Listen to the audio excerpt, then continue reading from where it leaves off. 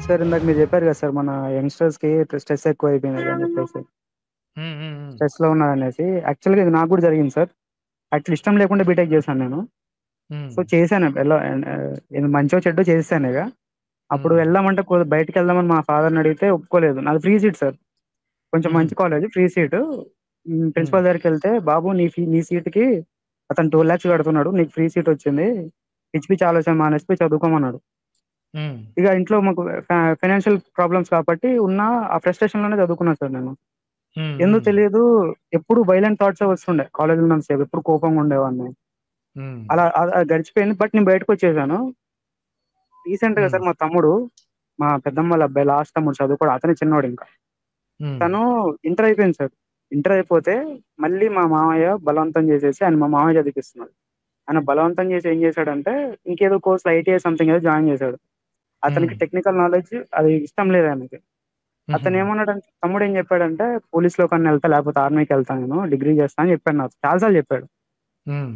నేను చెప్పేసాను. మా మా ఇంట్లో వాళ్ళకందరికి చెప్పా. తనకిష్టం లేదని చెప్పాను నేను. ఆయన హ్మ్. జాయిన్ చేశారు. 1 ఇయర్ ఉంది ఆయనకి.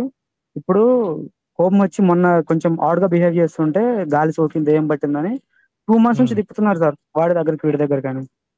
నేను చెప్పాను వాడికి ఏం గాలి సోకలేదు, దెయ్యం పట్టలేదు. కొంచెం కోపంలో ఉన్నాడు. వాడిని అడిగి వాడు నచ్చిన దాంట్లో జాయిన్ చేయండి. అదే. కొద్దిగా కోపం తగ్గి వాడు మైండ్ ఫ్రెష్ అయిపోద్ది. నచ్చింది చదువుకుంటాడు గదా!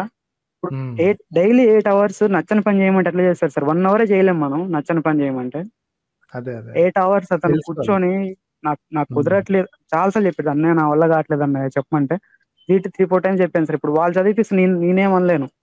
అదే. తనకి ఫాదర్ లేడు. మా తమ్ముడికి ఫాదర్ లేడు. సో, మా మామయ్య చదివిపిస్తున్నాడు.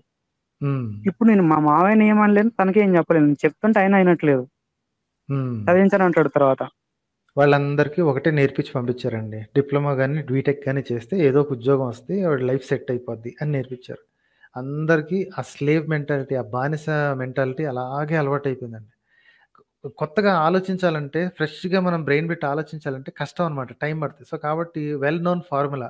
మన సినిమాలు చూసారా? Same commercial formula. 3 పాటలు, 2 ఫైట్‌లు, ఒక లవ్ సీను, ఒక రేప్ సీను, ఒక చేజింగ్ సీను, ఒక భయంకరమైన స్లో మోషన్‌లో ఒక వాకు. అంతే అయిపోయింది. సినిమా అయిపోయింది. ఇంకేం అక్కర్లేదు ఆళ్ళకి. అది విజిల్ ఊదుకుంటా బతికేస్తున్నాడు. అంటే you don't have to think about anything. అలాగే వీళ్ళందరికీ ట్రైన్ చేసేసారండి. బీటెక్కో ఏదో ఒకటి నాకిప్పటికి చేసేస్తే కొంచెం ఇప్పటికి కొంచెం బాధగుంది సార్. అంటే, అంటే నేను ఫేస్ చేశాను కదా సార్. 2 ఇయర్స్ నేను ఫేస్ చేశా బాగా. హ్మ్. హ్మ్. అది ఫేస్ ఇప్పుడు అతని గురించి ఆలోచిస్తాను, తమ్ముడి గురించి ఆలోచిస్తుంటే అది ఎట్లుందంటే ఒక సైడ్ కోపం వస్తుంది గానీ, ఏమీ హ్మ్. అనలేని పరిస్థితి. ఇప్పుడు పెద్దాయన్ని ఏమనలేము. తనకేం చెప్పాలి? నువ్వు చెప్పురా అంటే తను చెప్పనంటున్నాడు. హ్మ్. హ్మ్. మామ ఇట్లా తిడతారు నన్ను చిన్నప్పటి నుంచి మళ్ళీ ఏదో సెంటిమెంట్ డైలాగులేస్తారు మళ్ళీ. అంతే. అంతే. చిన్నప్పటి నుంచి పెంచినవా ఏదని చెప్పి డైలాగులేస్తారు. హ్మ్. ఇప్పుడేంది ఎట్లుందంటే పరిస్థితి తన్ని ఇప్పటికి గూడా తిప్పుతున్నారు sir. Still he is somewhere like గాలి తొలగిస్తామని గాలి జెప్పి జోక్. మాయమాటలు చూడండి చూడండి ఊర్లల్లో. అసలు విషయం కనిపెట్టకుండా అడ్డమైన పనులన్నీ చేసి వాడిని ఇంకా ఇరిటేట్ చేయడం అన్నమాట. ఆ పిల్లోడికి ఇంకా కోపమొస్తది. నేను మరీ చెప్తే వారం రోజులు చెప్తే సైకియాట్రిస్ట్ దగ్గరికి తీసుకెళ్లారు సార్ తనని. హ్మ్. అంటే బతిమిలాడితే సరే అని చెప్పి తీసుకెళ్లారు. ఆయన హ్మ్. క్లియర్‌గా చెప్పాడు. ఈయనకి ఏ మెంటల్ ప్రాబ్లము లేదు. హ్మ్. తను కొంచెం కోపంగా ఉన్నాడు. అంతే అని ఆయన డాక్టర్ చెప్పాడు సార్. తనకి మెంటల్ ప్రాబ్లమ్ ఏమీ లేదు. హ్మ్. సైకలాజికల్‌గా ప్రాబ్లమ్ లేదు. తను కోపంగా ఉన్నాడు కొద్దిగా. అంతే. నేను క్లియర్ చెప్పింది తను కోపంతో ఉన్నాడని చెప్పారు. హ్మ్. ఆయన ఫ్రస్ట్రేషన్‌లో నేను చెప్పా అప్పుడు తను చదువుకోవడం ఇష్టం లేదు. తను డిగ్రీలో జాయిన్ చేయండి. తనకు నచ్చిన కోర్స్‌లో. తను ఏ పని చేస్తే అది చేయనివ్వండి అని చెప్తే వీళ్ళకి ఇంకా దేవుళ్ళు దెయ్యాలంటూ మా ట్రైబల్ ఏరియా సార్. మాకు హ్మ్. హ్మ్. 2020 ముందు సిగ్నల్ లేదు మా ఊర్లో. మేము ట్యాంక్ ఎక్కి ఫోన్ చేసుకునేవాళ్ళం. ఓకే. ఓకే. ఆ! ఆ! తెలుసు అట్లాంటి ఊర్లో నేను గూడా ఉన్నాను. ట్యాంక్ ఎక్కి ఫోన్ చేసుకుంటాం సార్. రీసెంట్‌గా వచ్చింది సిగ్నల్. హ్మ్. లాస్ట్ ఇయర్ సిగ్నల్ వచ్చింది మా ఊరికి.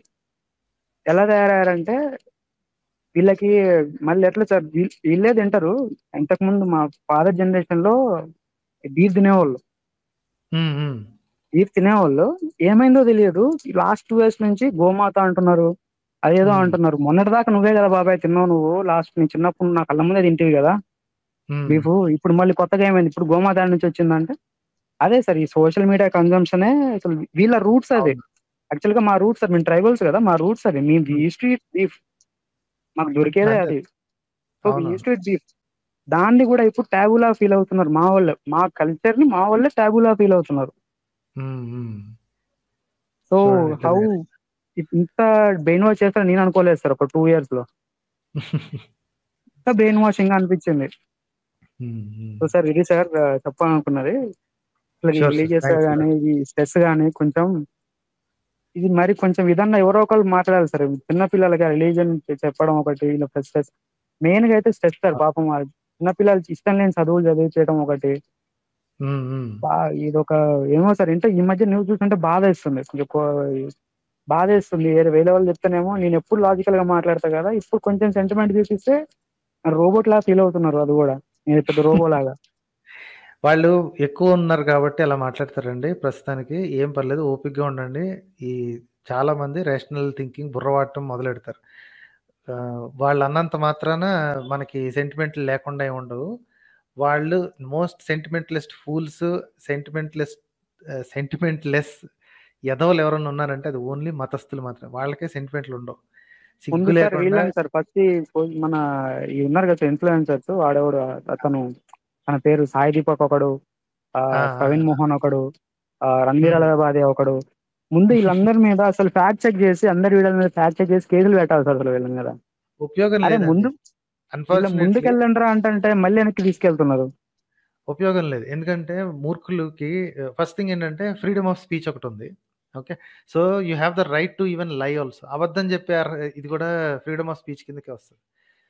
అబద్ధం చెప్పటం వల్ల నష్టం ఏమైనా వస్తే then it becomes another type of civil case. ఏదది నష్టపరిహారం లేకపోతే పరువు నష్టం ఇలాంటి వాటికొస్తది. రైట్. ఫ్రీగా వస్తుంది. ఇఫ్ యూ ఆర్ నీకు నచ్చితే చూడు లేకపోతే మానేయి అనే టైప్‌లో ఉన్న వాటి మీద కేసులు పెట్టడం కుదరదు. సో, ఫ్రీడమ్ ఆఫ్ స్పీచ్ అనమాట. సో, నోటికొచ్చిన ఎదవ్వాగుడు వాగేస్తారాళ్ళు. అయితే ఈ ఆల్రెడీ కిందోళ్ళు బుర్ర తక్కువోళ్ళున్నారు గాబట్టి, ఏది జెప్తే అది నమ్మేస్తారు కాబట్టి, ఇంక వాళ్ళిష్టం అనమాట. ఏది చెప్తే అది నడుస్తుంది. వాళ్ళకి లైకులొస్తున్నాయి. ఒకసారి లైకులొచ్చి, ఒకసారి ఈ మూవ్‌మెంటొచ్చిన తర్వాత దాన్ని వదలబుద్ధి గాదు. ఇక మళ్ళీ కంటిన్యూ చేస్తారనమాట. ఇప్పుడు స్టార్టింగ్‌లో మీకు గుర్తుందో లేదో ఈ ప్రవీణ్ మోహన్ గాడున్నాడు చూసారా? ఈ ఎదవ వన్స్ అపాన్ ఎ టైమ్ వాడు వాడికి ఫినామినల్ ట్రావెల్ వీడియోస్ వాడు ఇప్పటి నుంచి కాదు. నేను ఆల్‌మోస్ట్ 7 ఇయర్స్ బ్యాక్ నుంచి చూస్తున్నానండి. అప్పట్లో వాడి ఛానెల్ పేరు PTV phenomenal travel videos. Okay. వాడు స్టార్టింగ్‌లో ఏం చేసేవాడంటే ట్రావెల్ వీడియోస్ మాత్రమే చేసేవాడండి. ఎళ్తాడు చక్కగా వీడియో తీస్తాడు. దీని గురించి ఇగో ఇది ఇట్లా ఉంది, ఇది ఇట్లా ఉంది, ఇది ఇట్లా ఉంది అంతవరకు చూపించేవాడనమాట. తర్వాత ఎప్పుడైతే వాడికి కింద భక్తులు చేతులు జోడించటం, ఆహా! ఇదేంటి our great nation, our great culture, our that, our this అనంగానే మెదడులోకి పురుగు ఏం మొదలైందో గాని పక్కా ఒక బుర్ర తక్కువ బేవకూఫ్ గల్లా తయారయ్యాడు. అంటే వాడు తయారవ్వలేదు. జనాల బుర్ర తక్కువతనం చూసి వాడు అందులో బిజినెస్ ఆపర్చునిటీని కనిపెట్టాడు. అదే వీళ్ళందరికీ తెలుసు యాక్చువల్‌గా మేము మేము చెప్పేది అబద్దాలన్న సంగతి వీళ్ళకి తెలుసు. పక్కాగా తెలుసు. కాకపోతే అందుకనే వాడు చాలా తెలివిగా ఏం చేస్తాడంటే ప్రవీణ్ మోహన్ గాడు చేసి వాడి వీడియోస్ చూడండి ప్రతి చోట క్వెషన్ మార్క్ ఒకటి పెడతాడు. ఇంకొకటి క్వెషన్ మార్క్ పెడితే దాని అర్థం ఏంటంటే నేను దీన్ని క్లెయిమ్ చేయట్లేదు. అవునా? అనే ప్రశ్న లేవనెత్తుతున్నాను. ప్రశ్నించటం మన హక్కు కదా! అనే క్వెషన్ అనమాట. నెక్స్ట్ ఇంకోటి వాడి స్ ఆహ్, డైలాగ్ డెలివరీలో కూడా ప్రతిసారి locals believe that, many people say that, experts believe that అనే మాట మాట్లాడతాడు గానీ, నేను చెప్తున్నాను this is the way it is అని చెప్పి వాడు సొంతంగా క్లెయిమ్ చేయడండి. See any video. మొన్న దొరికింది సార్ అడ్డంగా దొరికింది ఒక వీడియోలో. అది బుద్ధుడు హ్మ్. కాళీమాత స్టాచ్యూ అని చూపిస్తున్నాడు. హ్మ్. నెత్తి మీద కరెక్ట్‌గా కరువు ఉంటది చూడండి అది. అక్కడ కమాన్ టైప్ దొరికేసాడా? ఒకటి. అక్కడ బుద్ధుడి బొమ్మ దొరికేసింది అడ్డంగా. బుద్ధుడిది సో ఉంటది కదా సార్. మెడిటేషన్ అవును. స్టాచ్యూ పోజ్ అడ్డంగా ఆ! కనిపించింది అది. సో, వాళ్ళకి వాళ్ళని ఆపటం కుదరదండి. నేను గూడా ఒప్పుకోను. ఎందుకంటే ఈవెన్ దో అది అబద్ధమైనా సరే I respect freedom of speech. ఎప్పుడైనా సరే అమ్మేవాడిది తప్పు కాదు. కొనుక్కునేవాడిదే తప్పండి. కొనుక్కునేవాడే చూసుకొని కొనుక్కోవాలి. Here the product is that video. ఆ వీడియోలో ఇచ్చే సోది. కొనుక్కునేవాడు ఎవడిక్కడ అంటే కన్జ్యూమర్. కన్జ్యూమరే ఒళ్ళు దగ్గర పెట్టుకొని నేను కన్జ్యూమ్ చేసేది కరెక్టా? కాదా? అని ఆలోచించాలి. బుర్ర తక్కువగా ఉండి వాళ్ళు ఇన్‌ఫ్లూయెన్స్ చేస్తున్నారు. వాళ్ళని నోరు మూయించడం అనేది కరెక్ట్ కాదండి. హ్మ్. రైట్ మీరు సార్ అయితే. Last time thanks a lot. Okay sir. Okay sir. Thank you sir. Sure అండి. Thank you. Thanks sir.